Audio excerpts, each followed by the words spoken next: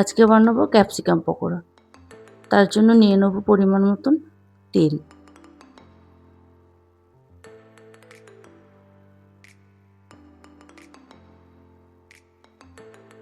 ফোড়নে দেব জিরে,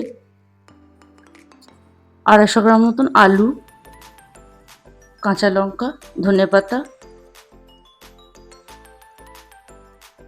আর মিশিয়ে দেবো বাদাম। তাতে অ্যাড করতে হবে 1 চামচ ধনে গুঁড়ো, 1 চামচ জিরে গুঁড়ো, 1 চামচ হলুদ গুঁড়ো, 1 চামচ লঙ্কা পাউডার। সুন্দর স্বাদ আসার জন্য শাহি গরম মশলা একটু অ্যাড করে দেবো। সেদ্ধ হওয়ার জন্য তাকে একটু জল দিয়ে সেদ্ধ হতে দেবো কিছুক্ষণের জন্য। এটি সেদ্ধ হয়ে আসলে এদিকে নিয়ে নেব 150 গ্রাম মতন বেসন,